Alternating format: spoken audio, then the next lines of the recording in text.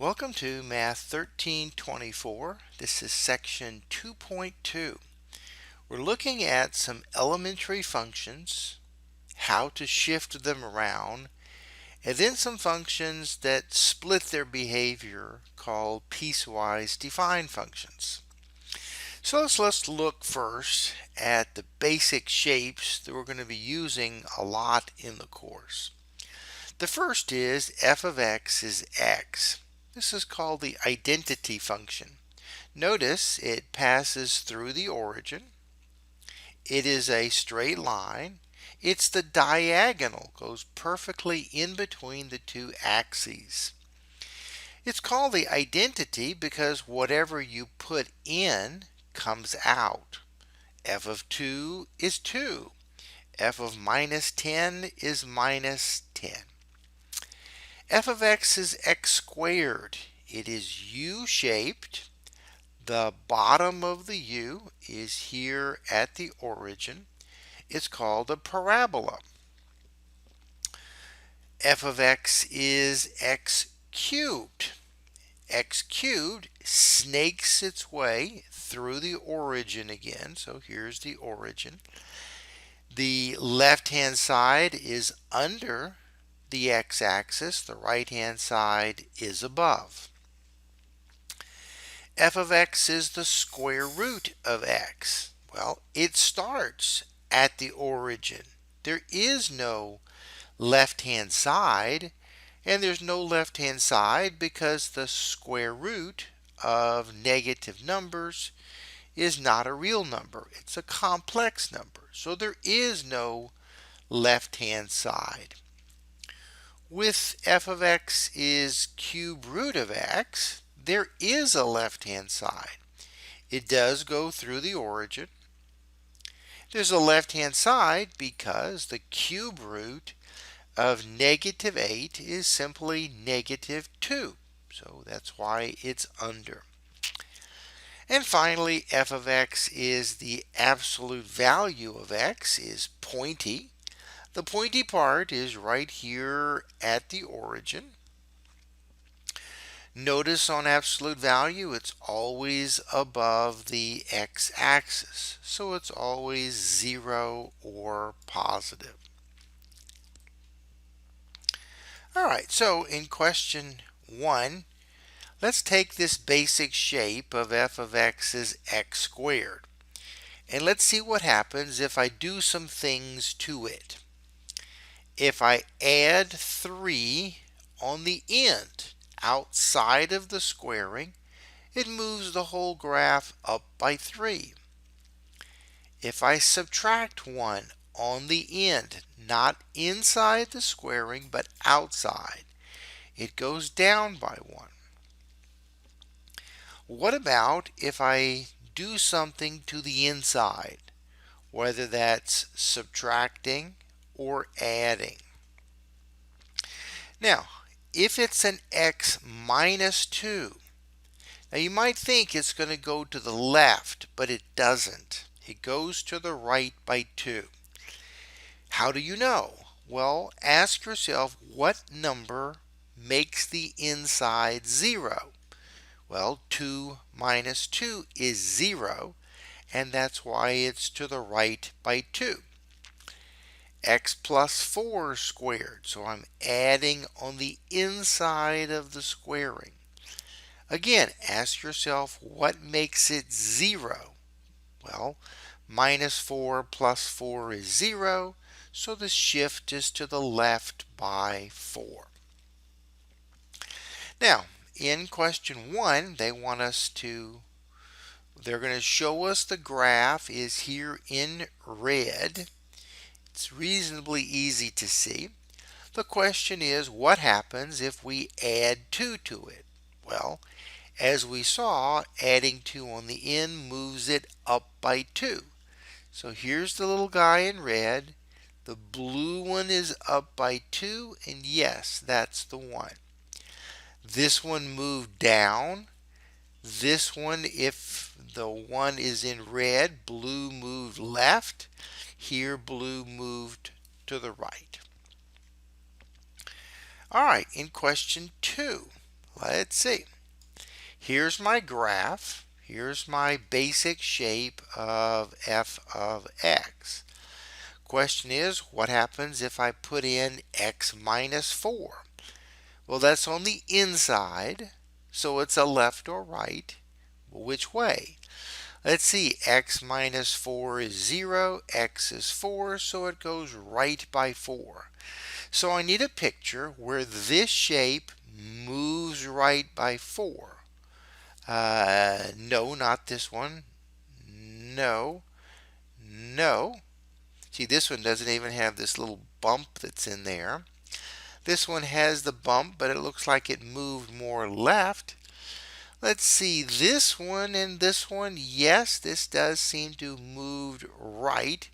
How much? Well, let's see. 2, 4, 6, 8, 10. Yes, 4. Because I'm tracking where that little dot, that little top part went. All right, let's see. Question 3. Question 3, here's my graph. All right, here's the little graph. And we have f of x minus 2. So I want everything to go down by 2. So this little guy is going down by 2. This point going down by 2. This point down by 2. This point down by 2. And so my graph should look under here. Here. Let's see. Yes, that is my little graph. Let's see, what about if we put a -1 in the front of the thing? Well, it flips it about. Okay, so let's see. Here's my picture. Let's see, that looks like it did flip, but something's wrong with that. Let's see. No, that got something on its side. This is something on its side, so not a flip.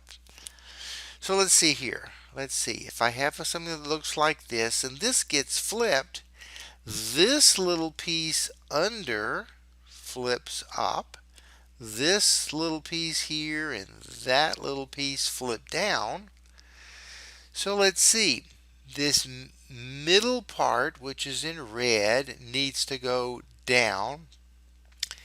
These two little pieces that are underneath must flip up, and so that's why D is yes. All right, let's see. In question 5, we have absolute value, which we know is a V shape. There's a little minus in the front, so I know it got flipped over.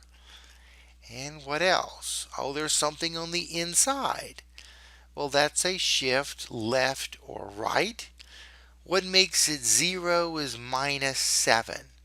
So let's see. I need to go left by 7 and flip. So go left by 7. All right. Let's see. 5, 6, 7. So left by 7 would kind of look like that. And then I need to flip this thing down. So let's see. No, that went down. No, that's not right. Ah, yes, here it is. We moved to the left and flipped it over. Okay. Let's see. What about this one? Well, the basic shape is x squared. Well, let's see, the +5 on the end moves us up by 5. The piece on the inside is a left or right. What makes it 0 is 4. All right, so we're going to go this way by 4, right by 4, up by 5. Okay, let's see. Question 7. Now, question 7, they first have written this in a strange looking way. So I'm going to rewrite it as minus square root of x plus 5. We talked about the square root function starts here at the origin, goes to the right. Well, let's see, the minus is a flip. Okay, so flips it over. And then the plus 5 is going to pick the whole graph up by 5. And so that is the graph there for B. Question 8, we have a function that's called a piecewise defined function. This function has a different rule depending upon where the input comes from. So what this thing says is if your input is less than 1, I'm going to use this rule to calculate the output. And if the rule is greater than or equal to 1, I'm going to use this rule to calculate the output. So again, a different input makes a different way to calculate the output. Now, how do we make a picture of this? Well, we need to graph each piece. All right, so this piece is minus 2x plus 3. It's a line. It's going down because of the minus 2, and it's crossing at 3. So there's that piece. This piece, which is x plus 1, is a line. The slope is 1 here in the front, and it's crossing on the y-axis at 1. All right, so you see I've got each piece by itself. I now am going to chop the graph at the place where it changes its behavior. All right, so I'm chopping it here at 1. Now, the very first one, notice the inequality here does not include 1. So when I cut this thing here at 1, and here's the graph, there is a open dot. And I'm picking everything under 1. So that's this piece. This piece, it's greater than or equal to 1. Therefore, that's a closed dot. And I pick everything to the right of 1. And so that looks like that. Now, what about the points? Why do I have these values in here? Well, let's see. If I chop it at 1, where is that point? Well, let's see. Come back over here. Minus 2 times 1 plus 3. That's minus 2 plus 3, making this little open hole at the height of 1. On this particular graph, let's see. If I put in 1, I've got 1 plus 1 is 2, and that makes this at a height of 2, and it's a closed-in dot. So if I put this graph pieces together, I've got this left piece where this open hole is at a height of 1. This open hole is at a height of 2. Let's talk a little bit more briefly about the dots. Supposing I had f of x is x squared, and I needed to chop it here at 3. I don't know why, but let's just say 3 for an example. Where would this dot be? Well, if I'm chopping it at 3, it starts at 3. To figure out the height of it, plug it into your function. 3 squared is 9. So the coordinates there would be 3, 9. So again, whenever you need to figure out where is the dot, simply plug in the particular input and see what comes out. All right. In question 9, let's see, this graph has two behaviors. If my input is between 0 and 10, I get a particular way to get the output. And if the input is bigger than 10, another way. Well, let's see. Both of these, if I graph them, are lines. So let's see. This is 0.5x plus 8. It's crossing on the y-axis at 8 and going up. This one is a line, slope of 2. It's going up, crossing on the y-axis at minus 7. So let's see. I'm carving this first one at 0 and 10. 0, 10.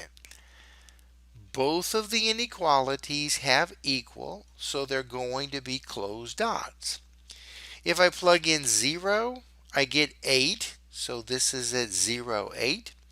What if I plug in 10? Well, 0.5 times 10 is 2. 2 plus 8. 0.5 times 10 is 5, sorry. So 5 plus 8 is a height of 13. All right, so this is a little segment going from 8 up to 13. Now this one, when I chop it at 10, let's go look. Here is the 10. There's no equal, so it's going to be an open hole. If I plug in 10, I've got 2 times 10 is 20. 20 minus 7 is 13. So notice this first one goes from 8 to 13. It's a closed dot. And so when you pick up this little piece to place it on top, there is not going to be an open hole. They exactly match up. And so they fill in that. In our previous problem, let's go back, it did not line up. Remember, this was our answer for the previous problem. They didn't match up, so there is this gap or break in the graph. So when I'm trying to figure out which one of these graphs it is, let's see. No, this one has a hole. What about this one? Let's see. Could be that one. This one has a hole. No. Well, let's see. Looks like B and D are very similar. Let's see if we can figure out why one over the other. Let's see, where's 10? 2, let's see, this goes to 20, so here's 10 is somewhere in the middle here. I guess that's about 10. They look pretty similar to me as to where this is. I believe if you zoom into yours, you can see why it is D, because that matches up little bit better than this one. This one doesn't seem to go over quite as far as that one. So 10 would be somewhere in between 0 and 20. Whereas this one doesn't seem to be breaking halfway in between. Alright, what about this last terrible looking function? We have this function h has 3 parts. 2x, x plus 30, and 0.5x plus 45. Alright, so don't get scared. Go piece by piece. This is a line going up through the origin. This is a line still going up because the slope here is positive. It's crossing at 30. This is a line going up, not quite as steep as this one, but still going up, crossing at 45. Let's see, this one, I'm chopping it at 0 and 30. Both are closed dots. If I plug in 0, 2 times 0 is 0. So that's there. And at 30, 2 times 30 is 60. All right, so there's a little piece that comes up like that. The next one I'm chopping 30 to 50. 30 will be a open circle, 50 a closed circle. All our dot. If I plug in 30, let's see, 30 plus 30 is 60. And if I plug in 50, 50 plus 30 is 80. Well, notice this one stopped at 3060. This one will start at 3060. So they're going to line up. The last one I'm plugging in 50, but it's an open dot. Let's see, 0 0.5 times 50 is 50 divided by 2, which is 25. Let's see, 25 and 45 is 70. So this is at 70. Where did this one end up? This one ended up at 5080. So this one will start lower. And here we go. Here's our graph. These matched up. This one stops at 5080. This one picks up at 5070. Take your time with these piecewise defined functions. They are complicated. Remember, this is the rule. This is where it has that behavior or action. This tells you exactly where to chop your graph. If it has an equals, it's going to be a closed dot. And if it doesn't have an equals, it's an open dot. If two things match up, well, then the closed dot would fill in the open dot. So good luck, have some confidence, and have fun with section 2.2.